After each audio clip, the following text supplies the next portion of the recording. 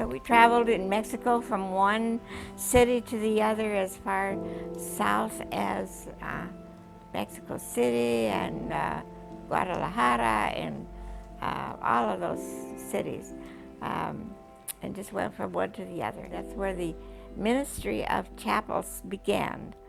My husband was so interested in getting young pastors out in their own churches and giving them a place to preach and having them take over the ministry always. And so he was even helped in a Bible school that one of the pastors started, that he influenced the pastor to start a Bible school, and they held their classes at night. And he was there teaching them as often as he could. But while we were in Mexico uh, and doing ministry there, evangelistic work, going from one church to the other, we had no headquarters. Our headquarters was on the border, and so we had no buildings or no way of housing people. But we got a telephone call from a friend, a pastor friend in Houston, and he said, "Zeral, we have a group of young people here, and we'd like to bring them down to Mexico and have you take them in and show them, give them a missionary experience."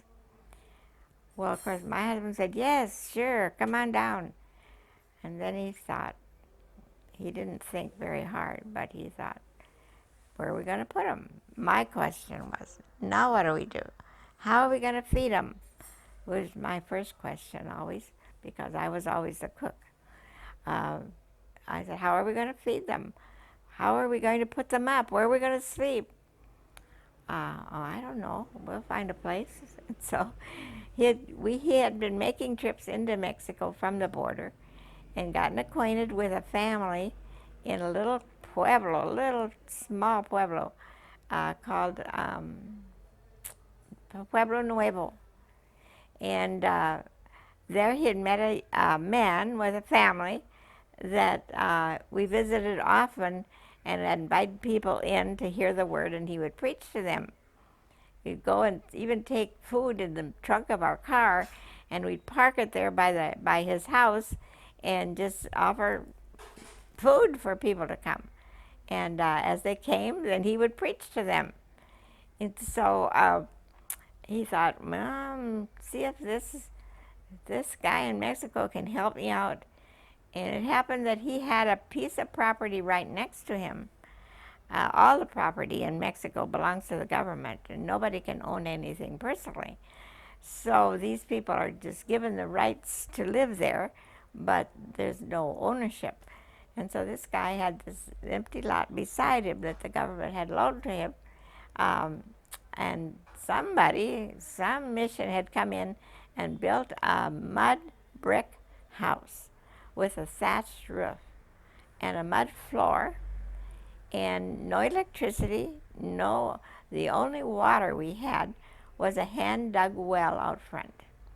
And we had to lower the bucket into the well and bring it up, and that was all the water we had for bathing, for drinking, for cooking, for everything.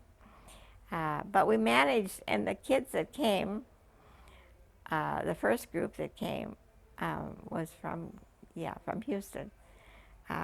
They loved it. They loved the fact that it was primitive. There was no facilities. They thought that was a good experience. And so we used this building, and in the front of it was kind of prepared for a kitchen, but with no sink, only a little old refrigerator and a table, chairs, and so we would bring in like cooking stoves, little travel stoves, and do what we could until we could furnish it. But that first week, we had nothing.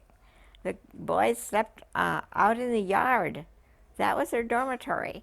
And they put up cots out in the yard wherever they could find a place and covered up with a blanket. And because in the morning it would get cold, early morning, they want something to cover with. And the girls slept on the floor in one of the buildings. And that was um, all the facilities we had.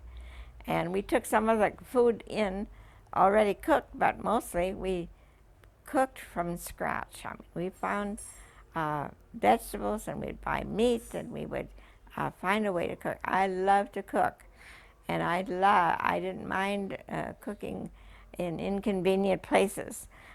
We'd find some way of feeding them, and they'd come for a week and then go back home. And they told their friends, and their friends told their friends. And pretty soon the next year we had two, the same group came back, and we had another group coming. And the next group we had two or three coming until we had all summer filled with groups coming from everywhere in the U.S. Sometimes 3 different groups would arrive at the same time from Oregon, Hawaii, from New York, from Florida, and from everywhere in between. One group at a time, sometimes 3 groups at a time. And first we'd sleep them one night on the border. We had a camper, and we put boys in that. We had a house, and they slept all over the floor in our living room. And then we had the church that was there, and they sleep on the floor in the church wherever they could find a place. Girls in one area and boys in another, and we'd feed them as best we could out of our kitchen. But we loved that type of ministry, and the groups grew until we were serving at least 100 people a week, and serving them little by little. Our facilities grew. And then finally, this young man from Pennsylvania, Doug Gibson, came, and he came for the summer for 1 week, and the next summer he stayed all summer, and then he kept coming and kept coming. He fell in love with the pastor's daughter, and so he was learning the ministry and took part in it as well. He'd been to Bible school, so he took part in the ministry, and finally Zeral said, I think he's capable of taking over, and we can move out to somewhere else. And that's when we moved back to the Dominican Republic in 1992.